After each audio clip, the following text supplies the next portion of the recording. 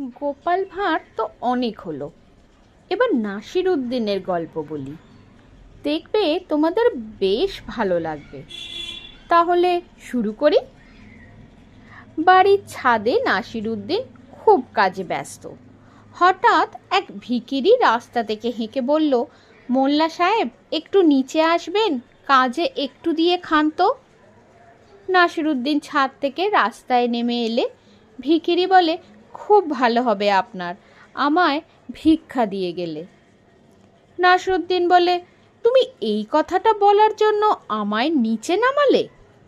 ভিখিরি কাঁচুমাচু হয়ে বলে, গলা ছেড়ে ভিক্ষা চাইতে যে শরম লাগে, আর কাছে থেকে আসতে বললে ভিক্ষাও মেলে।